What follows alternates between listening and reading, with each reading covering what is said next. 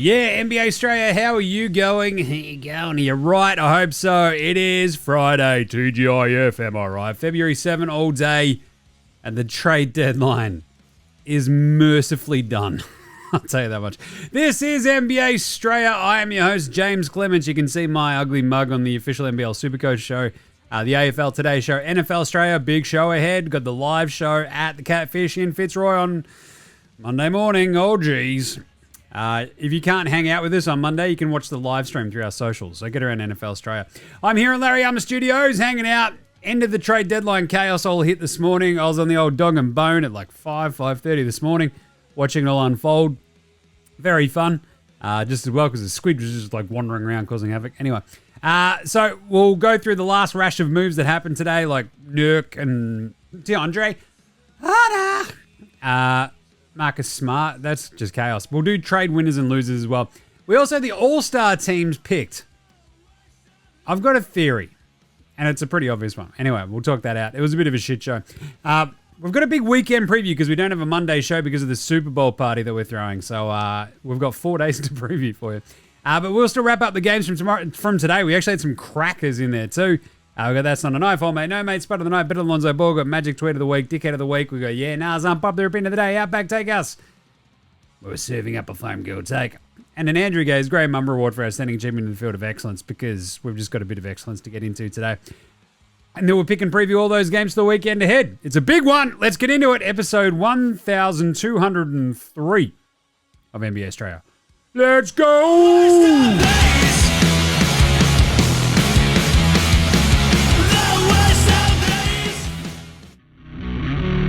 This is Josh Giddey. G'day, this is Andrew Gaze. This is Jack White. This is Joe Ingles. This is Darcy Daniels. This is Chris Anstey. This is Matthew Delvedova. This is Shane Hill. Hi, this is Ryan Brockhoff. This is Mitch Creek. This is Nick Kay. You're listening to NBA Australia. And you're listening to NBA Australia. And you're listening to NBA Straya. And you're listening to NBA Straya. You're listening to NBA Straya. And you're listening to NBA Straya. You're listening to NBA Australia. And you're listening to NBA Straya.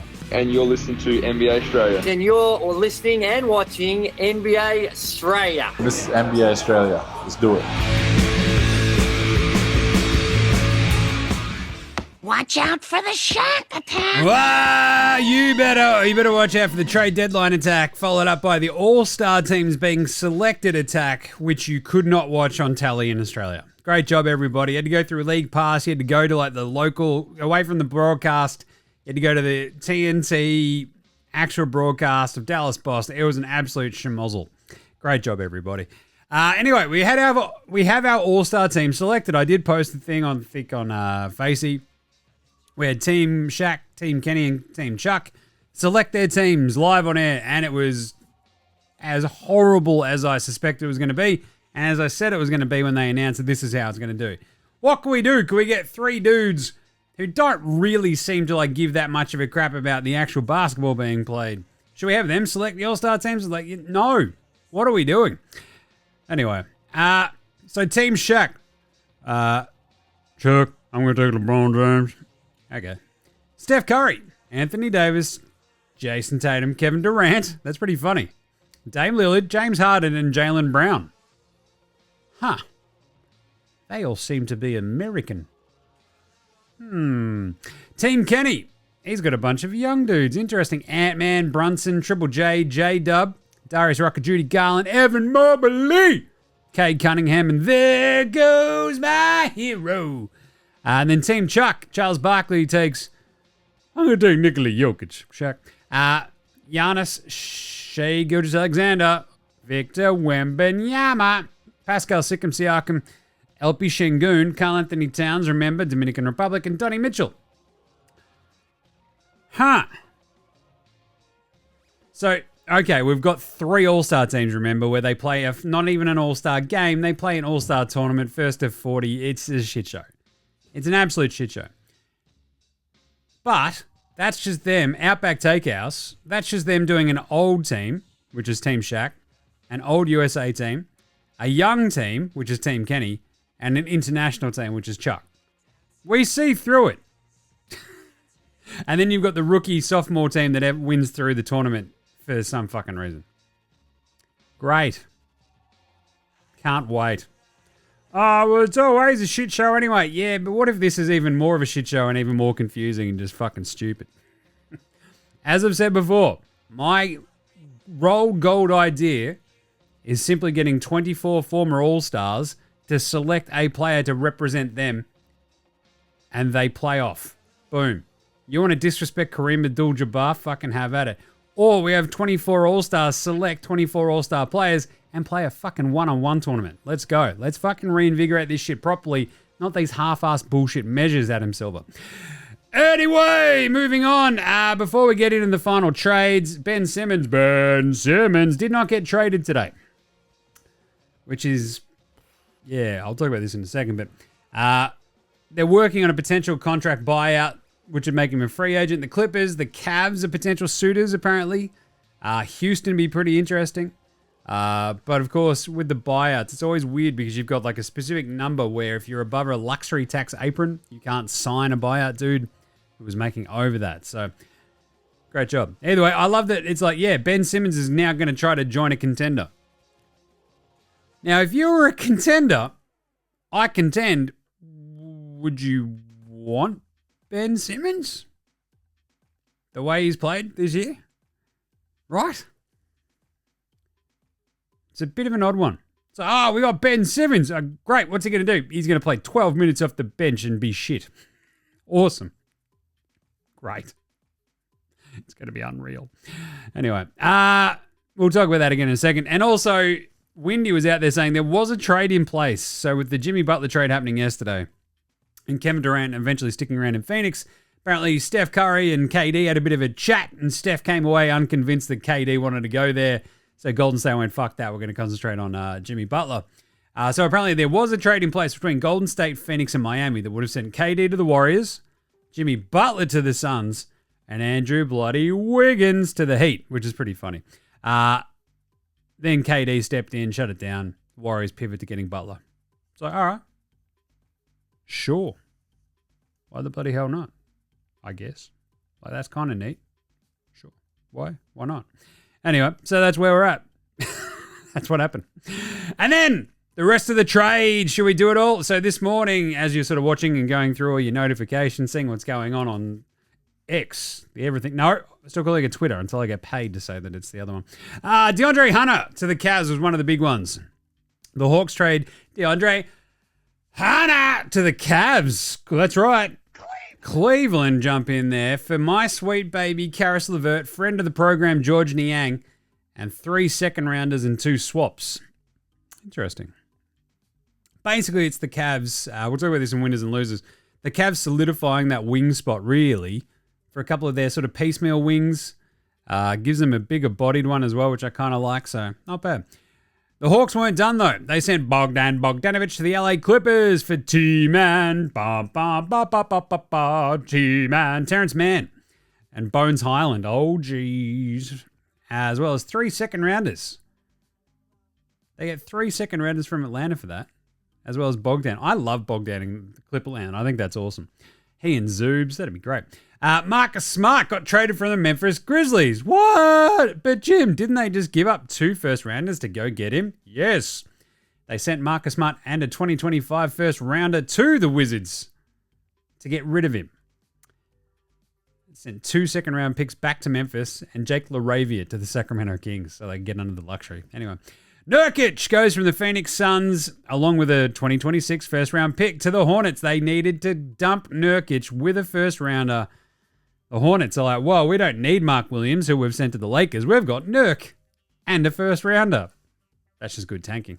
In return, the Suns get Cody Martin, Vasily Micic, and a 2026 second-rounder. Davion Mitchell got sent to the Heat, which is pretty interesting, for PJ Tucker, a second-round pick, and cash. PJ Tucker, he has now been on the Toronto Raptors in the 2000s, the 2010s, and now the 2020s. That is amazing. PJ Tucker just fucking loves Toronto. There's a man who loves Canadian. He's like, oh, Canada, eh, I love your car parks, eh. You're very nice kind of chips. That's great. Cody the Bank Teller Zeller. Did you know he's still in the NBA? Well, he was. Atlanta had to send him to the Rockets along with the second, so Atlanta could duck under the luxury tax. Kevin Porter Jr. got sent to the Milwaukee Bucks in exchange for Marjon Beauchamp. Ruh-roh. The Wizards also waived Reggie Jackson, and James Wiseman got sent with cash to the Toronto Raptors and was then waived. So the Pacers can basically have a roster spot. Wiseman is recovering from Achilles surgery as well. Don't forget, I'm sure you didn't. The former number 2 pick. It's a bit of a tough one for Wiseman, but still, I guess that sort of checks out. Yeah, anyway. It's pretty crazy. A lot going on, obviously. We also had, I think, Torrey Craig signed with the Celtics as a free agent, which is pretty nice. They'd obviously sent Jaden Springer off, who got waived by the Rockets before they got the bank teller Cody Zeller. But a lot was sort of going on. And I guess, I mean, this sort of comes after like the Nurkic trade, the Hunter trade, the Ben Simmons buyout, no eventual Nets trade otherwise for like Cam Johnson, etc. KD sticks around in Phoenix, all that sort of stuff. So there's just a lot going on, obviously, right? Otherwise, I mean, should we just do some winners and losers? So we got the Jimmy Butler trade. Oh, the Caleb Martin deal as well. Remember that one, the Dallas Q Grimes one. So Dallas sends Q Grimes to Philly. Philly send another future second rounder because Caleb Martin isn't healthy and has a hip injury, and Nico Harrison might be the worst GM in basketball. Amazing. Also, the other one about the buyout candidates. So you've got folks like Malcolm Brogdon, Bruce Brown, Ben Simmons, Bojan Bogdanovic, not Bogdan. So they've got salaries above the 12.8 million mid-level range, right? So that means that the players who are above the 1st April, like the Nuggets, the Celtics, the Lakers, the Bucks, the Wolves, the Knicks, and the Suns can't sign those guys. And the other one was, hey, where the bloody hell is poor Dennis Schroeder, I am German Rondo, ending up? Because remember how he was going to be like, Utah? Now it's like, it looks like Detroit. So that's kind of neat, I guess, for him. But yeah, that dude just, bit of a rough one. Let's do some trade winners and losers. Oh, yes. Oh, my God. I won!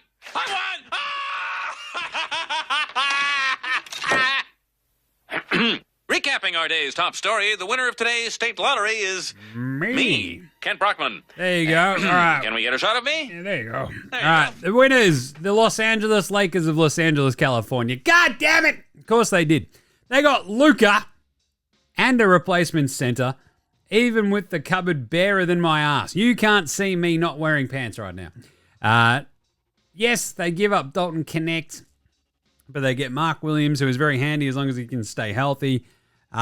They keep Austin Reeves, but they got Luka Doncic from Slovenia. Luka Doncic, the Slovenian? Yes, that one. He used to play for the Dallas Mavericks. Yeah, that guy. Top 3 MVP candidate all the time. Yes. 5-time first-team All-NBA guy. Yeah, that's the one. The Los Angeles Lakers got him in a trade. So, yeah, I think they win the trade deadline. Jesus. And they got Mark Williams, which is very, very handy. So, good job by the Lakers. They've also lit a fire under Luka's ass, where Bronny and Luka are like watching him courtside, and he's just like, I better be awesome. Golden State. They got Jimmy Butler, right? They give up Andrew Wiggins. I don't, like, as I sort of mentioned yesterday, I don't love the trade. I just, like, Jimmy Butler is fine, right? So, the thing is, he's a bit washed, but I don't know that he's cooked. I kind of feel like he can still do a little bit of something for you. And that's kind of the thing, right? You get to this simple idea of, okay, he helps for like a year or two. But it's also kind of like, we need to extend Steph's like last little bit. It's like, but with Jimmy Butler? Okay. It's like, it's a lot of time and effort to try to secure the 6th seed. And like, I guess you try to thread this needle where you keep Johnny Kuminga, Johnny Cumbucket, Moses Moody, and I don't know, Podemski, etc., and try to be vaguely better than you are right now. And I guess it will kind of work. Butler's probably better for them from Wiggins from a creation standpoint, which is what they need. Defensively, we'll see what happens with him, but he is 35. Not a shooter. Like, it gets a bit wonky, but it's a win, I think, for Golden State. They had to do something. They've now done it. And it'll bite them in the arse in like 3 years' time, but maybe not in the next year or two. The Cavs, that's right. Cleveland are winners because, I don't know, because they're Cleveland. But also, they got DeAndre Hunter. He's bigger, probably a better defensive presence on that team when you're trying to go up against like the other bigger wings of the East. When you think about, I don't know, like Milwaukee, Boston, the Knickerbockers, etc. He helps solidify what they're about. Like, rather than Karras and Niang. Like, it sort of sucks, but yeah. The Spurs are winners as well. They got De'Aaron Fox. He's awesome. So many De'Aarons, DeAndres. Tell you what. But De'Aaron Fox is unreal. And like the Spurs are like the forgotten sort of team. They're like, they did their business early. They got it done. Like, and they're like laughing. So it's all good. Milwaukee? Question mark. Like, the Middleton-Kuzma trade happens. Middleton, talking about like Jimmy Butler being washed rather than cooked. Middleton might be cooked. Like, the dude had ankle surgery on both these ankles. Like, the entire season has been like, wait till Middleton comes back. He comes back and it's like, oh, he's not good. Like, Kuzma's shit. He's a bit shit. But he's also serviceably fine, I guess. Next to Dame, next to Giannis, you just got to be like, can you please fucking try on defense? And he's like, You're like, all right. The KPJ, Kevin Porter Jr. and Marjon Beauchamp trade was a bit iffy, though. Because it's just another wasted Milwaukee first rounder. They sent one out in the trade to get Kuzma. They send off Marjon now as well. Like, the Bucks, this is the thing when you're a contender and you're trying to build around like someone like Giannis. You win a title. You trade Giroux for Dame. You suddenly realize you can't play defense. And all of those picks that you keep making at the end of the first round, you got to hit on one or two. Like, they don't even have like their Austin Reeves or their Podemski, right? They don't just have that dude.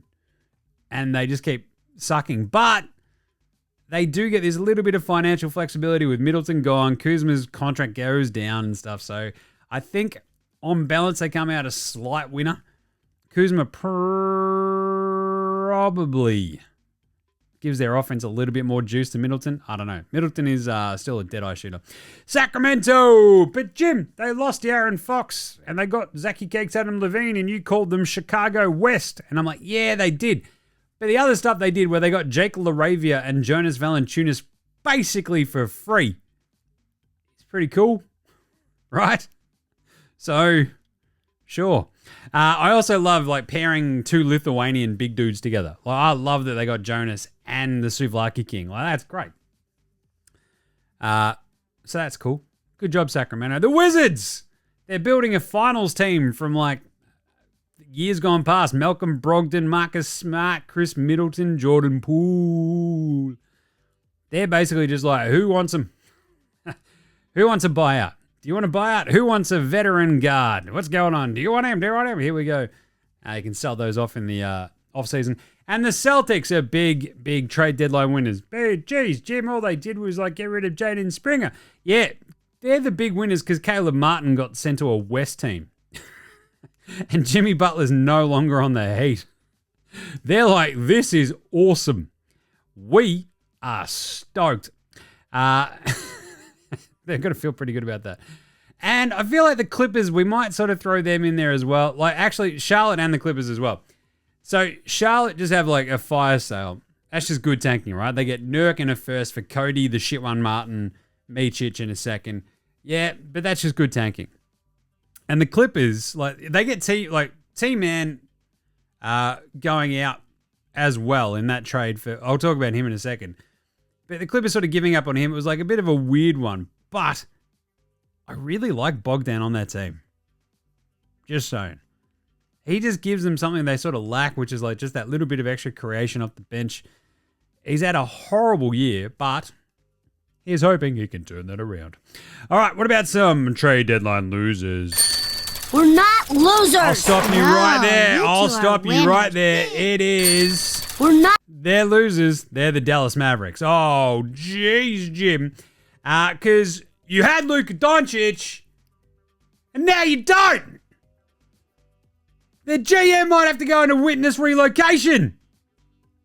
Everybody hates him. All the players like, what the fuck, man? All the other executives like, you dickhead. What are you doing, Nico? And he's just like, oh, I believe in myself. It's like, hey, it feels like that's a dude's going to get punched in the back of the head as he's just walking along somewhere at some point. You're like, hey, he probably had it coming. You had Luka Doncic. Now you don't. You come out of that with 1 first-round draft pick. 1! I think Matty O sent me the amazing graphic of, here's a picture of Mikal Bridges. 5 first-round draft picks Mikal Bridges commanded. And there's a picture of Luka Doncic. 1 first-round draft pick he commanded. Oh, but we got Anthony Davis. If you tried to on-trade Anthony Davis right now, how many first do you think you'd get for him? But how many first do you think you would have gotten? And how many other quality players up into that sort of Anthony Davis level do you think we would have gotten if you just had a fucking gone open season in the Luka stakes? You dumb fucking idiots, Dallas. Jesus. They better win the title this year or they're fucked. Phoenix, they miss out on Jimmy Butler. They don't trade KD or Beal. So, Jim, they traded Nurkic. Yeah, they traded Nurkic. They had to burn a first rounder to get rid of him. And the other thing is they also burnt all their fucking goodwill with all of their players. So the reports were, shoot around yesterday for the Suns fucking sucked because no one knew what the fuck was going on.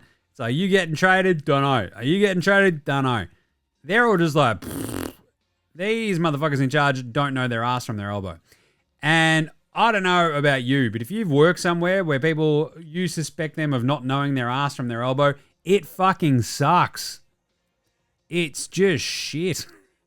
And like all those players like, so now we're just meant to be fucking cool with it and be professionals. It's like, yeah, but also it's still going to be a bit shit. So Phoenix, way to burn all that goodwill, you fucking dummies. Memphis, I mentioned this one earlier. They gave up 2 firsts to go get Marcus Smart and they used another first to get rid of him. Ouch. That's just a kick in the dick, isn't it? I mean, it's horrible. There's no other way to put it. This is horrible. There's no other way to put it. Oh, Lord. Oh, Lord. This is ridiculous. Oh, Lord. Oh, Lord. Atlanta. So, why are Atlanta having a fight? I get, like, you're cleaning the decks for Zachary, Rissachet, and Dyson Daniels and co. But your team's a bit shit. You don't have your pick this year anyway, so you can't have a fire sale to tank. I'm just like, and you get Bones fucking Highland, the dude who played with Nikola Jokic is like, nah, this is shit. So you're the only person in the fucking world who thought that, Bones Highland, you dummy. Like, I get clearing out the decks for Zachary Rissachet and is like going, cool, you're going to be the dude who takes the Hunter spot. You've lost Jalen Johnson for the season. That stinks. We get it. That's the best. Like, you get Karras, you get Niang, a bunch of seconds, and you're like, oh, I don't know if that's the best return. Atlanta's just a bit of a mess. Feels like a mess. But getting rid of Bogdan as well, right? Like, that's fine. But they get Terrence Mann, which I guess is a good kick the tires and see what we've got here. But I don't know. At the same time, though, I guess it wasn't really going anywhere anyway. So now they get a look at, they get Terrence Mann, which if they feel better about that than Bogdan, then happy fucking days. The Hunter one, I'm a little bit cool on it. Terrence Mann, he's a loser as well, right? Like, the bloke was untouchable in the Harden deal for the Clippers. And now they're just like, nah, we don't really need you. We like Bogdan Bogdanovic. Give us him. Toronto. The Ingram thing, I mentioned on yesterday's show, I'm just like, it's probably fine. I guess he fits with Scoob and co. But by the same token, you traded Pascal Siakam like a year and a bit ago. Haven't you just replaced Siakam with Ingram? And like, what was the problem with having Siakam? I feel like he does more for you than fucking Ingram. Like, it's just weird. And so you sort of come out of the entire Siakam trade with Brandon Ingram. Like, what the fuck is Masai's plan here? Oh, we need to be competitive. No, you don't, right? I thought your entire thing was to be shit. You're getting younger. You build around Scoob, RJ Barrett, Grady Dick and co. Oh, but now we've got Brandon Ingram. Okay. Sure. Chicago! Oh, we moved Zach LaVine though, Jim. Yeah, and you somehow ended up with no new picks. Like, you got your own pick back. You dumb idiots. Just amazing treading water vibes from Chicago. Amazing. And then finally, Brooklyn. No Claxton or Cam Johnson trade, sure. But being unable to offload Ben Simmons on someone for fucking anything, it's not exactly a disaster, but it kind of almost is. Like, this is the dude who was the centerpiece of the Harden trade, and now you're buying him out. That is always a massive failure across the board. 2 years later, you literally can't give him away. The dude is just, I don't know, he's an Instagram model. He's not a fucking basketball player.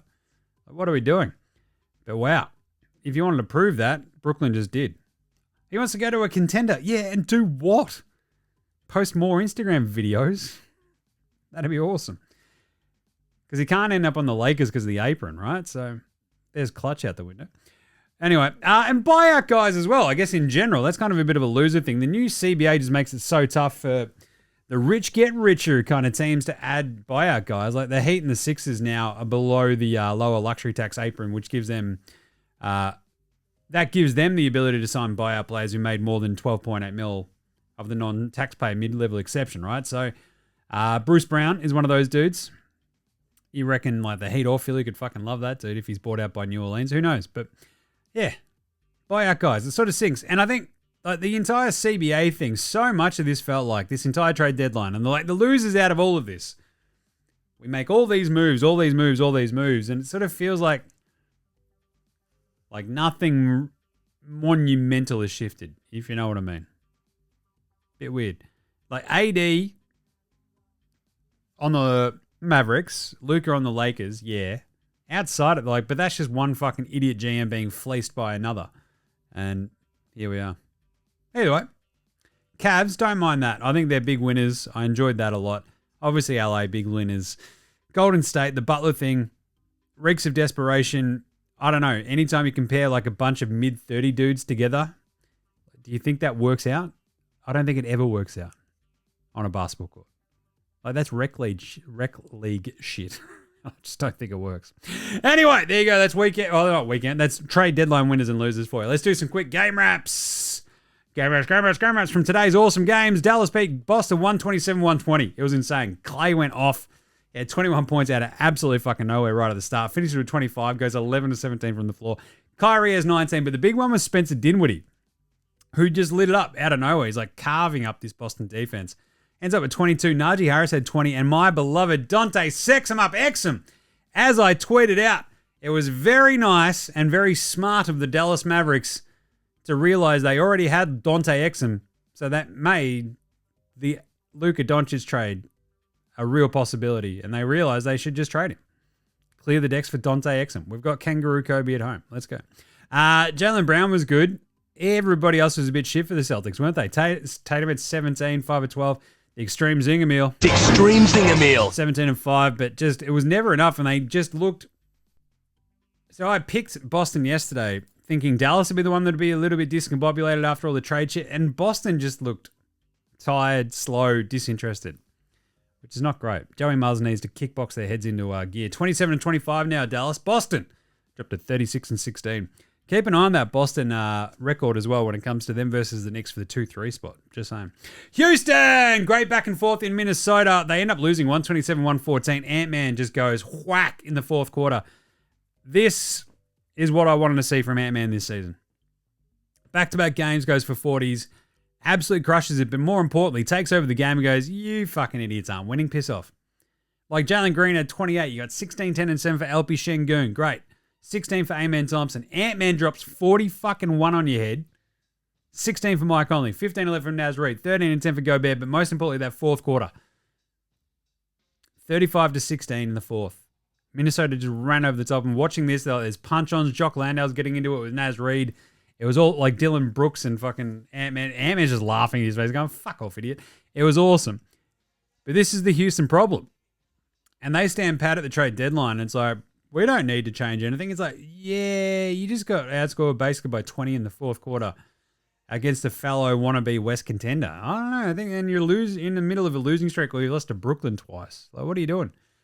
Houston now 32-19, which in the West is a problem because if you they're now back down into the 4 seed, half a game back of Denver, but also tied in the loss column with the Lakers in the 4-5 spot. So, yeah, they've lost 5 on the trot. Houston, it's a bit of a problem. Meanwhile, Minnesota are up into the 6th spot, 29-23, having won 2 on the trot. So, that's a good swings and roundabout game right there. Boom.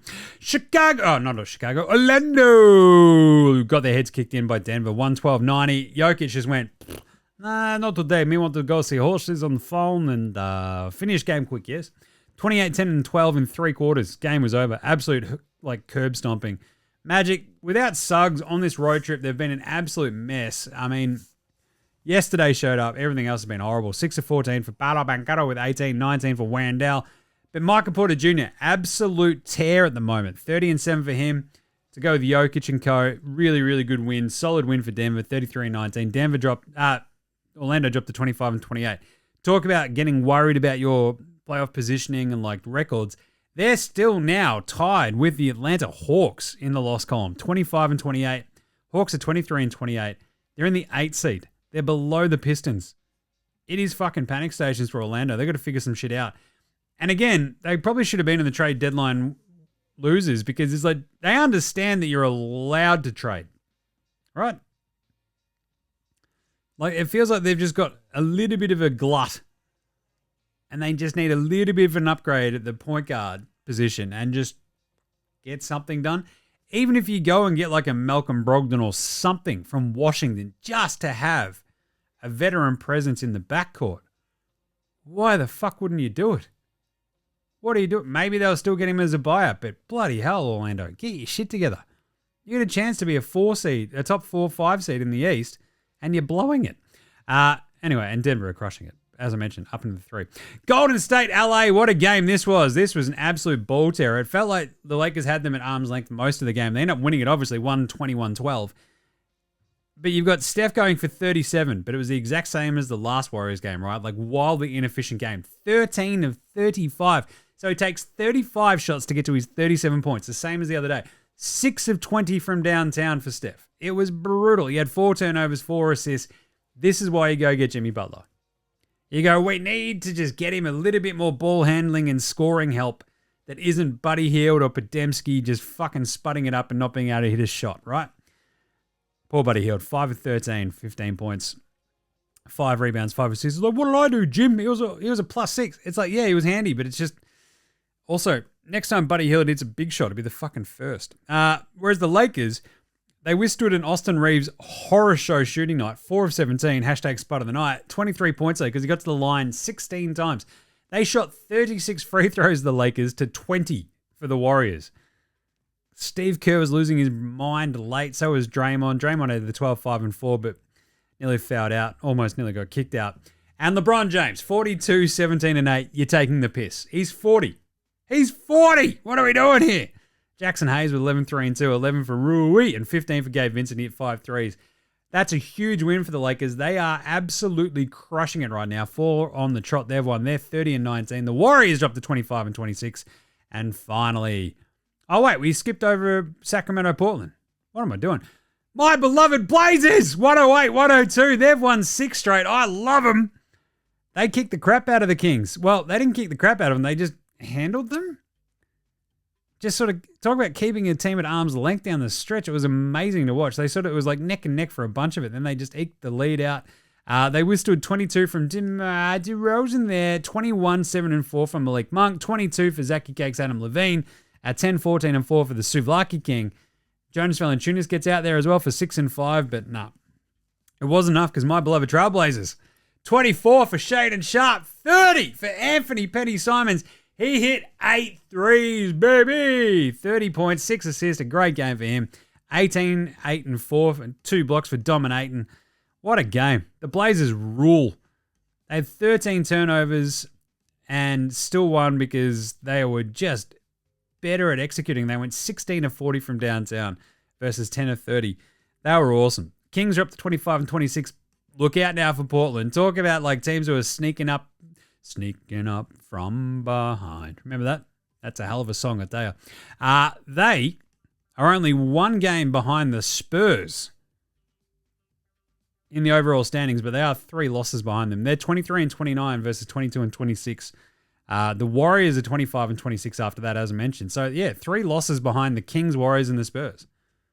But only one game back because they've actually got one more win than the Spurs. Good times, great memories. That's awesome.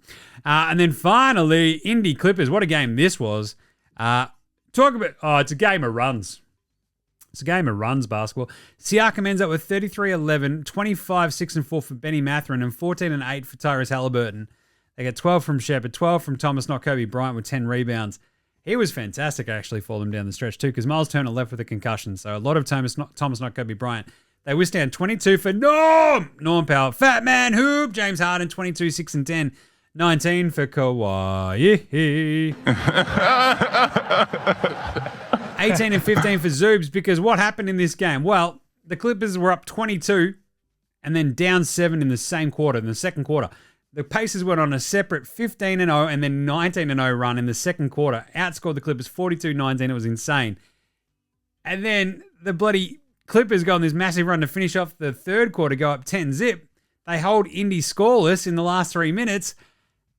And then the exact same thing happens again, but for the Pacers down the stretch against the Clippers, who were, I believe, what was it? Like they were up 105, 102. And then it's like a 12-0 Indy run. It ends up 119, 112. Absolutely insane gear. Indy run over the top of them. You love to see it. They're 29 and 21. They are unreal. Like they just sort of like heads down and fucking whack. Clippers just had these moments of like, you can sort of tell that Kawhi and Harden and Norm and everybody just haven't played that much together. Like as a collective, they weren't too bad, but it's just the connective tissue wasn't there. 19 turnovers. I think at one point they had 32 points off the turnovers, did the Pacers, to 7. Amazing gear. All right, let's do an NBA Straya Proof performance of the night. So yes. That's not a knife. That's a knife. Well, Anthony Edwards had 41, 6 and 7 with a block shot, 11 and 25 and 5 and 12 from downtown. Back-to-back 40-point games the last 2 days. He had 49 yesterday, 41 today. It's a lot of points, just saying. But come on. Come on. The Brown James at 42, 17 and 8 in the year 2025. He was drafted in 2003. He's getting 42, 17 and 8. He goes 1 steal and a block. He has 14 and 25 from the floor, 6 of 9. Nice. From downtown with 8 of 10 at the line. As I tweeted out, the dude's 40. Thankfully, this fuckery will go on not much longer. Smash cut to him playing till he's 50 and still doing this shit. It was insane. What a game. LeBron, the shaved head, looking fucking gnarly. Incredible gear. Honorable mention goes to Ant-Man. Like the 49 yesterday, the 41 today. He's hit 11 threes across those 2 games. He's just attacking the rim more. He's just getting to the fucking hoop. And you're like, this is great. The balance is that much better. And it's like it's unlocked him. He's finally realized it. Anyway, LeBron, though, just fucking hell, man. just bloody stupid. Just bloody stupid, isn't it? What he's doing. All right, how about Spud of the night? Spud.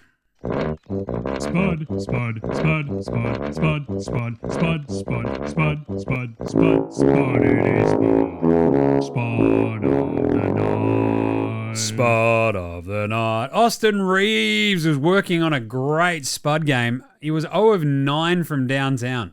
Just an insane Spud game. And ends up shooting 4 of 17. So 23, 4 and 3 though, with 4 turnovers, because he went 15 of 16 at the free throw line. So it's a bit of okay, I don't know if you can win Spud of the night by still getting that and carving it up. Jackson Rowe. Who's he, Jim? He plays with the Warriors. He went 0 of 5. You got 0 of 4 for Miles Turner before he left. 1 of 8 for Julian Strawther. 1 of 8 for Trevelyan Queen, who plays for the Magic Men. Zeke Naji goes 1 of 7. Tamani Kamara goes 2 of 13. And Nemhard goes 2 of 9. But unfortunately, nobody went and shot the magic number today, which is a goddamn shame because it would have been nice to send us into the weekend with the proper song. Anyway, who's old mate? No mates. Old mate, no mates. Old mate, no mates. Old mate, no mates. Old mate, no mates. Old mate, no mates. Old mate, no mates. Who's got no mates today? Dennis Schroeder, I am German Rondo. Bloke is like getting traded from the Warriors to the Yaz as they're playing, right? So he's just like, oh, fuck it, I'll walk across the hallway and go into their locker room.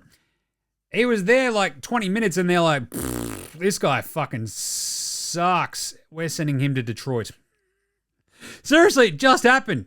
Golden State are like, we're fucking sick of this dude. Utah spent 25 minutes with him like, we're fucking sick of him. And Detroit's like, we'll take him, I guess. That is tough. He's being he's being passed around like a felony conviction at a Diddy party. And of course, Nico Harrison. Ali LaForce, it was a weird thing on the broadcast today. Ali LaForce had a bit of a weird one anyway. But she's like, one big concern though is the safety of the players, the front office going back to Dallas. We hope fans make the wise decision and remember that this is a game and lives are far more important. Wait, fucking, huh? Okay. I don't think the players should be worried. I think Nico Harrison is the one who's just like, ooh, yeah, I don't think I'll go to any games in person for a little bit. Yeesh. Pantsing of the night. Jalen Green got by Terrence Shannon Jr. My Lord. Got him good. That was pretty good too. Better than Lonzo Ball. Lonzo was the best player in high school. He was the best player in college. You think he'll get to the pros and be like, I made it to the pros, now I can be average. He's coming for everybody. Coming for everyone. 21-6-6 for Peyton Pritchard in a loss. But my man, Anthony Penny-Simons rips off the 30.2 rebound, 6 assist game with 8 of 12 shooting from 3. Better than Brodie James, better than Ben Simmons, better than Lonzo Ball. I love me some Anthony Penny-Simons. Just saying. All right, everyone's favorite moment of the week. It's the magic tweet of the day. With the trades the Lakers and Warriors just made, if I'm any team in the West, I wouldn't want to see either one of them.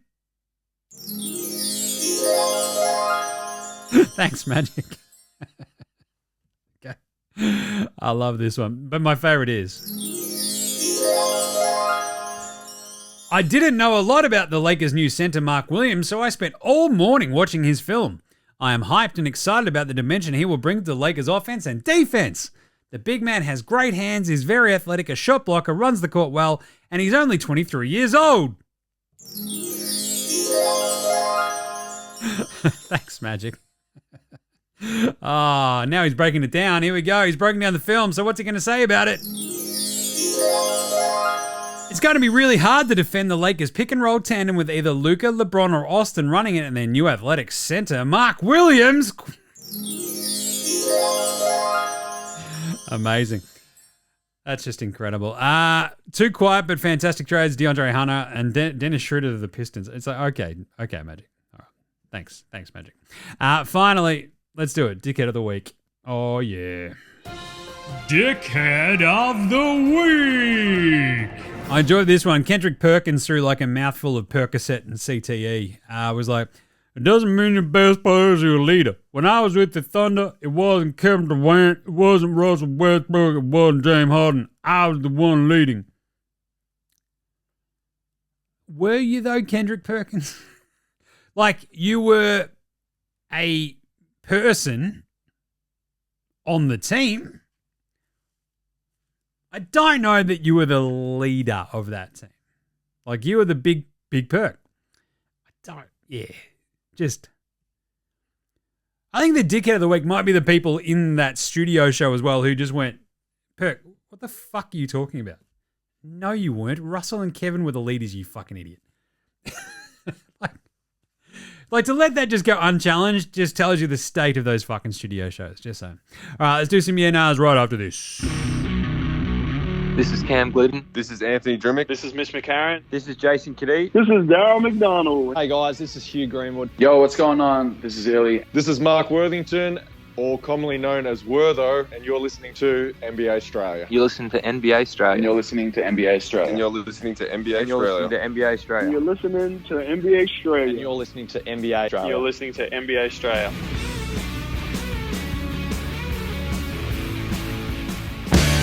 All right, let's do some nahas. We got Dave Brown. Hey, Davey B. Hey, bud. Is every Celtics fan celebrating now that Caleb MJ Martin has been traded to a Western Conference team? Yes. I meant to read this one out the other day. That's why I had them in the winners, because yes, Caleb Martin being off the Sixers as well as the Heat, and Jimmy Butler going as well. Like the Celtics fans are just like, this is the fucking best trade deadline ever. He's gone. He turns into a fucking combination of Scottie Pippen and MJ and beats our ass. Yeah, everyone's just like, God damn it. Jez Oz, he says, I got another Is Washington now a warehouse for average role players and washed up has-beens for other teams to raid at their will? Yeah, kind of. The big problem Washington has is they kind of did it at a time that the drafts were a little bit shit. Like Bilal Coulibaly's showing a little bit here and there, but yeah.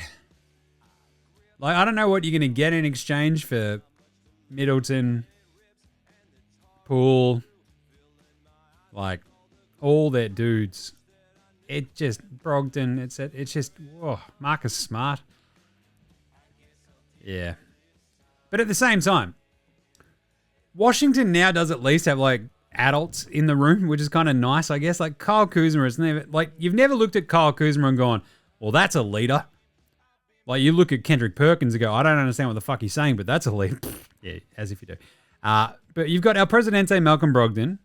You've got Marcus Smart.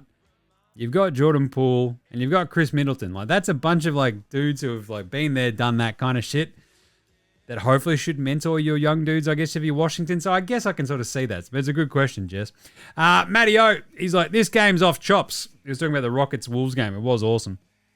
And he points out, P.S., Ant-Man is young MJ. Yeah, nah. It's games like the last two where you go, oh, yeah.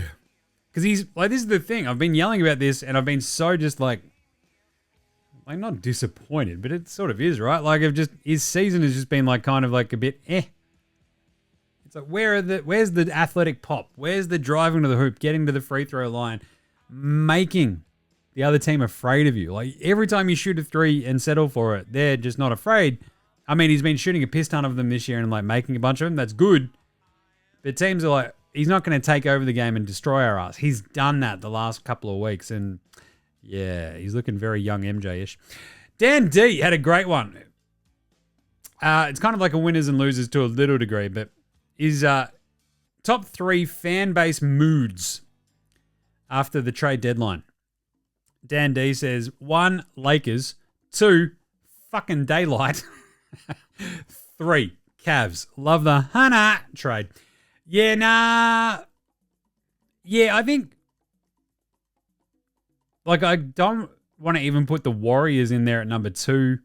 The Celtics, like, didn't get better. So, like, they're kind of like, sure. Bucks team are just like, oh, okay. I'll kind of pay that. Right? They're probably the two fan bases who are just like, fucking yes, mate. We're on here. OKC are basically probably in there as well just because they're like, forgot to mention that. They waived Danny Tice as well after I talked it up yesterday. It's like, yeah, serviceable third big. And then they waived him and did a couple of little bits and bobs with their two-way players. But the worst 3 fan base moods right now, says Dan D. Number 1, Dallas. Number 2, Daylight and Phoenix. 3, Chicago/Atlanta dead heat. Yeah, the Phoenix fan base is like, dude, but Dallas is just ropeable.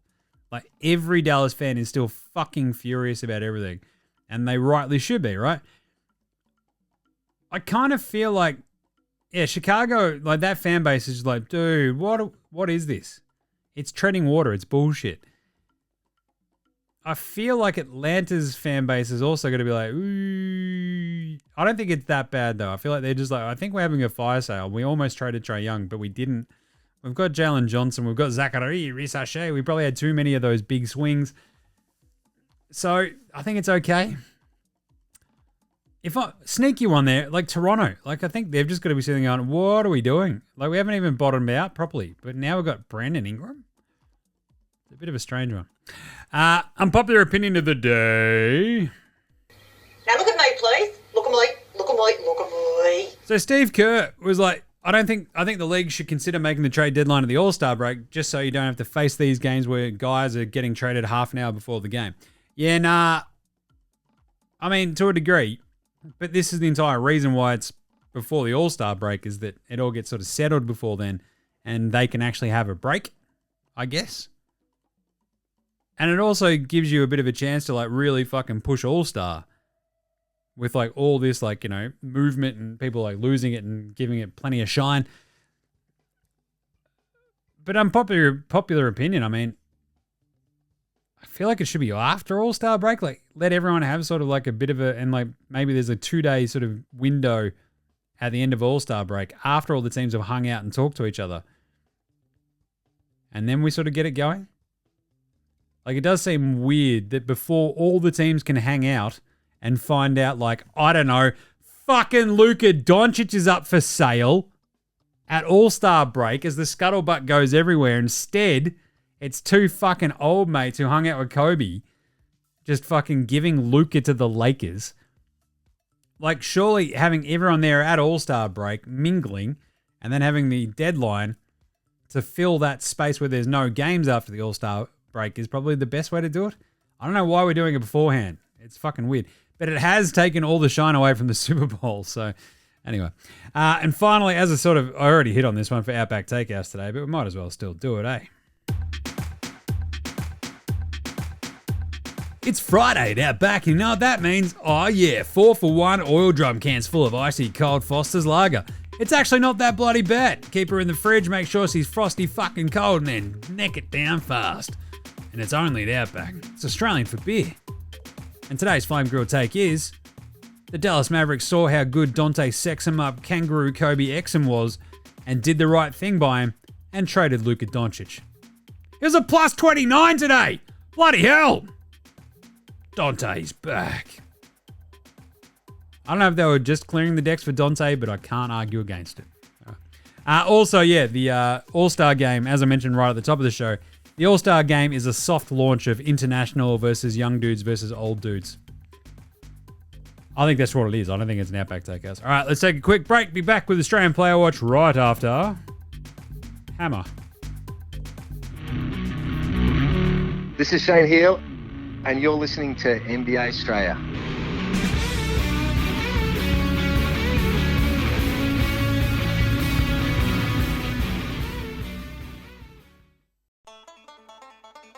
All right, time for NBA Straya's daily Strayan Player Watch. How did the Aussies go in the NBA today? I'll tell you what. We had a few in action, which was kind of nice. I'll tell you, Dante Exum. The Mavericks might have just gone, right, we can trade Luka Doncic because we have Kangaroo Kobe at home. 127-120, they beat the Boston Celtics in Boston. And Dante starts and absolutely crushes. He got them off to a flyer with Klay Thompson. It was an amazing game. It was a plus 29 in 20 minutes. It was unreal. He ends up with 15 points and 5 assists. Not bad, Dante. The Tarnate Terror himself. 5 of 8 from the floor, 4 of 6 from 3, 1 of 2 at the line. Very, very nice. Elsewhere, we actually had a couple of Aussies going up against each other as Minnesota took on Houston. Jock Lando went out there and absolutely laid waste to the Wolves. He had 10 points in absolutely no time. He played 14 minutes in the end. Ends up 4 of 4 from the floor. 4 to the floor, that's right. 1 of 1 from 3, 1 of 1 from the free throw line. 5 rebounds, 1 assist, a turnover, and got into a fight. It's pretty good. He and Naz Reid going at it. There was no punches thrown or anything, but Jock didn't back down. Love to see that.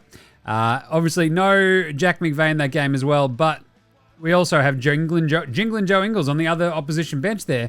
He probably, waved hello to Jock, said g'day. They probably hung out Joe probably shouted him a flat white that Jingles loves. But Jingles also copped a did not play coach's decision and the win, 127-114. Jingles always gets the last laugh. That's how he rolls. It's just what he does. For the Sacramento Portland game, obviously we've got Do-Up, Bop, Bop, Do-Up, Do-Up Reef, the Great Bear Reef himself, and our man Aussie Matty T, Matisse Tybal. Both didn't play in that game in a huge win for my rampaging Trailblazers. They won 6 on the trot. Do-Up did not play coach's decision. Matisse still out with his sprained right ankle. 108-102, the Portland Blazers still win that one. And then finally, we had the other two Aussies going at it, Paddy Mills and Johnny Furphy. That's right, Johnny Tins Furphy. Neither of them saw the floor in the Pacers 119-112 win over the Clippers. Both copping did not play coaches' decisions, but you get that on the big jobs. It was a close, tight game, and I'm sure Paddy, just hung out with Johnny Furphy for a little bit just to give him some tips, some pointers, maybe some vibes. That's the kind of guy that Paddy is. And how about Ben Simmons? Will we see Ben Simmons bought out from his contract by the Brooklyn Nets? I've said before on the AFL Today show we might see him as the ruckman for the Essendon Bombers, but at the same time, remember, with any buyout candidate, there has to be a team that can actually basically be within the luxury tax apron to go and sign a buyout guy. So we'll see what happens with Ben Simmons and whether or not he'll stick with the Brooklyn Nets. It seems unlikely. It's like, he might want to join a contender. The Cleveland Cavaliers, Houston Rockets, LA Clippers are being thrown out there. We'll see what happens over the weekend for Box Hill Benny. And there you go. That is the Aussie Player Watch for today. We've got a big weekend ahead, so you better strap in. Make sure you're all over it with NBA Straya.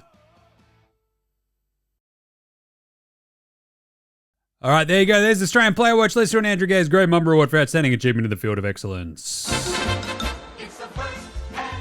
Andrew Gay's Great Mamba Award for Outstanding Achievement in the Field of Excellence. Let's do it. So Steph Curry had his 330-point game today. It's pretty good. He's the 16th player to do that. It's pretty good. It's a lot. But LeBron James had 42 bloody points. And he's 40. He became the oldest player in NBA history to score 40 plus. MJ had 40 plus as well. MJ was the first one to have 40 plus points when he was 40 or older. Back in 03. And LeBron became the second player to have 40 plus points aged 40 and became the oldest to actually do so. So not bloody bad. I think MJ did it 4 times as well, so LeBron's got a little bit to do. But that's all right. Are you going to bet against him? Probably not at this point. All right, how about a bit of a Paddy Mills Game Day Baller Game Day Twitter check-in? Let's do it. See what Paddy's been up to on the old socials. What do you reckon? There's Jock. Here we go. Liftoff. Just a Houston Rockets. He loves wearing a beanie, does our man Jock. Warming up. He had a great game today as well, as you heard in the Australian Play Watch. Chris Anstey, what's he been up to? Oh, he's got a Super Bowl party as well. That's nice at Hotel Trentham. Well, if you're out in the country and you don't want to come to come into the city and hang out with us at the Catfish, go to Hotel Trentham. Why wouldn't you? Nice. All right, good one. How did we go on the picks today? What was there? Was it 7 games? I think we went 5 of 7. We actually crushed it. So we nailed Indy, we nailed Portland, nailed the Lakers, nailed Denver this morning. Missed out on Houston, missed out on Boston. So we went 4 of 6. I'll take that. Pretty bloody good. All right, but we have, as I mentioned at the top of the show, we will not do a Monday show this week because of the Super Bowl party. Remember how I did that a couple of years ago? Just shit-faced, and it sucked. I was tired, and I'm just like, I'm shit-faced going, fucking something happening to basketball, man. It was fucked. Anyway, but we'll do some picks for tomorrow and the rest of the weekend anyway, and basically set you up for all those games. A bit of a plan was to maybe do a Sunday night show for Monday. We'll see how we go there, but just in case, we'll have a look at some of these games. So tomorrow we've got San Antonio in Charlotte. San Antonio are going to kill this horrible Hornets team. They are 11.5-point favorites. We're going San Antonio. Cleveland in Washington. Cleveland are just curb stomping teams for fun. Washington are a shell of themselves. They are 17.5-point underdogs at home. Which is a big number. Washington have been vaguely competitive of late, but that's when they actually had Kyle Kuzma-ish. I think the Cavs beat them by 20 plus, so I'm going to have to go the Cavs minus 17. Milwaukee in Atlanta. They are 5.5-point favorites. Dame and Giannis, I think, will be too much for the Hawks. I think we'll go the Bucks there as well. Miami in Brooklyn. 6.5-point favorites are the Heat. Brooklyn working on the Ben Simmons stuff. They've still got D'Lo. They've been slightly feisty. I'm probably still going to go Miami, though. Between Hero and Bam and actually, like, having clarity on the fact that Jimmy Butler's not going to be there to just annoy them. It's like, you know, when someone shit who you work with finally fucking quits or gets another job or whatever, and they fuck off and you're like, working is fun again. You know? We'll go Miami -6.5. Philly in Detroit. We'll go. Maxey versus K. This is a fun one. I might go Detroit at home. Embiid might play, but I don't know if that helps. Let's go Detroit. OKC host Toronto. They will kill the Raptors. They are 19.5-point favorites. That's actually probably too much. We might go Toronto plus 19.5 there. Yeesh, that's a big line. Phoenix hosting Utah. The Jazz are 8.5-point underdogs. I'm going to go Utah plus 8.5 in Phoenix. Phoenix are just a bit of a mess. Booker, KD, Beal. I just don't trust them to win by more than 9 at this point, even at home, even against the Jazz. And then moving on to Sunday's games, we've got Houston at Dallas. That is a cracking game. We don't know when we get to see AD, do we? So, bit of an interesting. We'll just check to see when Anthony Davis wants to make his Mavs debut. Anthony Davis, Mavs debut. I feel like they were kind of like talking it out. Looks like he's set to make his debut on Saturday. So, against Houston, that's pretty good. I still think Houston might snap this 5-game losing streak against Dallas in Dallas, just as a point of order. Yeah, let's go Houston. I just prefer their defense against Dallas. Indy go to the LA Lakers after the Lakers. Remember, this one's been moved during the day because they thought Luka might come back, but it doesn't look like it because he hasn't played 5-on-5 yet. Indy, probably without Miles Turner. I might actually have to go with the Lakers again. Indy have been really, really good, though. Actually, screw it. We'll probably go Indy at the line. Lakers probably to win. San Antonio go to Orlando. Orlando have been so bad, but now that they're home, San Antonio on a back-to-back. We might have to go Orlando. Fox, Wemby, and Co. up against the Magic. See, if the Magic got Fox, God, I feel better about that team. Anyway, we'll go Orlando still in this one. Atlanta go to Washington. Atlanta probably still have enough in the tank. On a back-to-back, both teams on a back-to-back. Washington at home. Atlanta probably still got a little bit too much talent. Golden State go to Chicago. Warriors. We'll get some Jimmy Butler. What do you reckon? We'll go the Warriors there. Memphis host OKC. A fascinating game. I reckon Memphis at home could be a bit of a tough out for Oklahoma City. Let's go the Grizz. See what they can do. Minnesota host Portland. They're really loading up all these games prior to the Super Bowl on Monday, aren't they? Boss, yeah, we'll go Minnesota in Portland. I love my beloved Blazers. I think the way that the Wolves are playing right now is pretty bloody good. Boston at Knicks. That's a great game. We're going to go the Celtics there. That should be really, really fun. But the Celtics just look so disinterested today. Wouldn't be a surprise if the Knicks covered that one. Denver at Phoenix. Suns in 4. Probably not. We're going Denver. New Orleans in Sacramento. We'll go the Kangs. They'll get a win in finally on the trot there. And the LA Clippers host Utah. Clippers should beat them. Super Bowl Monday. These are like 5 a.m., 6 a.m. Australia start. So Charlotte to Detroit. Detroit will win that. Houston will beat Toronto. Milwaukee will beat Philly. And then Tuesday, we've got Minnesota, Cleveland. Oof, that's a great one. Cleveland will probably win that. Orlando over Atlanta. San Antonio over Washington. Charlotte in Brooklyn. Oh, that's a tank off. Brooklyn probably win. Boston, Miami. Watch out. We'll go the Celtics. Golden State, Milwaukee. Awesome. We'll go the Bucks on a home and home back-to-back. New Orleans in OKC. We'll go OKC. Dallas over Sacramento. Denver over Portland. And Lakers over Utah. That's Tuesday. So we'll maybe try to slip in a Sunday night show just to set you up for the Monday, Tuesday. See how we're doing. But we do have a pretty busy Sunday. We've got to set up all the Super Bowl stuff. So we'll see how we go. So I might not speak to you until Tuesday. So that's it for this week. What a week it's been. Luka's on the Lakers. We did 6 shows this week anyway, so settle down. Luka's on the Lakers. We've got Ingram on the Raptors. Kuzma's on the Bucks. Jimmy Butler's a Warrior. It all happened. How do you feel? Let me know what you think. Send in the DMs. Go nuts via whatever social media check us out on. Get around us on Twitter, Facey, IG, TikTok, YouTube, all that good stuff. But most of all, NFL Straya live Super Bowl party at the Catfish on Monday from 9 a.m. I think doors are. So come hang out with myself and Gaz, sing some tins, watch the football. It's going to be unreal. He's an Eagles fan. It's going to be great. Can't wait.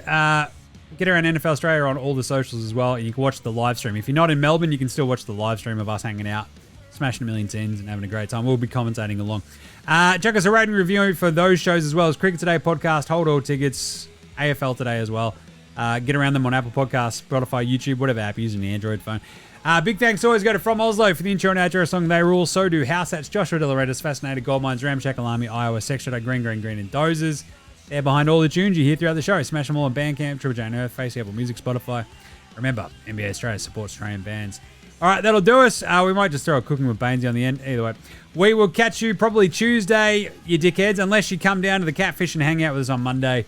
And you can see us doing NFL Straya. That'd be bloody fun. Let's go to the Chiefs. Got a bit of money on them. See what happens. It'd be fun if the Eagles won, wouldn't it? Blow it out your ass, Kansas City. Anyway, should be a cracker. We might pop on Sunday just for a quick show. We'll see how we go, but otherwise we'll see you on Tuesday.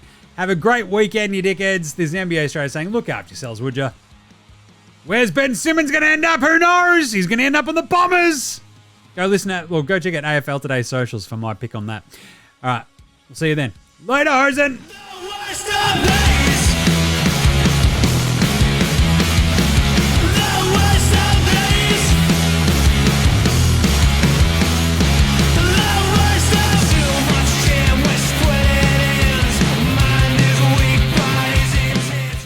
Cooking with Baynesy is filmed in front of a live studio audience. And now it's time for Cooking with Baynesy with your host, Aaron Bangers Baines.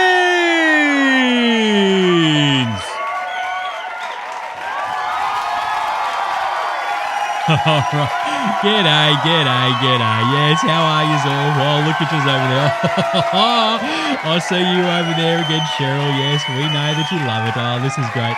Yeah, g'day. Welcome to Cooking with Baynesy. I am your host, Aaron Bangers Baynesy. All right, so this here episode, we're going to whip up one of my absolute favourite Australian staples. You can have it whenever as well, at night, for dinner, after a big night on the Terps. It's that absolute Aussie classic. It is Hawaiian pizza. Oh, yes, that's right. I love me some Hawaiian pizza, and it's easy as to make, mate. I mean, it definitely helps keeping up this physique, if you know what I mean. I reckon I probably cook about 3 of these bloody things a week, you know what I'm saying? And also, hey, just for yous out there as well, don't bloody listen to anyone who says shit about pineapple on pizza. They can go and do what I tell every centre in the Eastern Conference of the NBA. They can go fuck themselves, all right? You can put whatever the fuck you want on pizza. It's pizza. All right, so anyway, Hawaiian pizza is bloody simple, mate. All you gotta do is go down to your soupy and grab yourself a pizza base. I love the spongier, thick ones, you know. Grab a thing of tomato paste. Now, don't bother with the fancy pants shit with basil or oregano in it unless you want to be like all fancy pants and shit. Because then you just grab a bunch of shredded ham from the deli. Grab a bag of shredded cheese. Now, you can have mozzarella, cheddar, home brand, whatever you want. Doesn't matter. It's just bloody cheese. And the key ingredient, a tin of pineapple chunks. Now, it's pretty easy to whip this bad boy up, so let's get to it. All right, here we go. Now, just whip your base out. There you go. All right, now smother it with the tomato paste. Oh, yep, there you go. Smooth her out a bit. Just make sure it's all over the entire thing. Now, dump your ham on there. Yep, all this shredded ham. Now, get your fingers amongst that. Shove that to the edges. There you go. Spread that out nice and even. Yep, there you go. All right, now cover this liberally with the dead pig. Come on, man. You got to put the ham everywhere. You just need heaps and heaps and heaps of ham. Just make sure it's the nice shredded stuff, though. All right, now drain your pineapple into the sink, or you can, you can drain it into a cup and drink that pineapple juice, you know. What bloke doesn't like a cup of pineapple juice, you know what I'm saying, ladies? There we go. Now, fang the chunks of pineapple on there. Just put it everywhere, just throw it around. And then cover up the entire bloody thing with your shredded cheese. All right. Now, we've got this oven over here. Just wang her in there in the oven. There you go, just for a good 15, 20 minutes at about 220 degrees Celsius.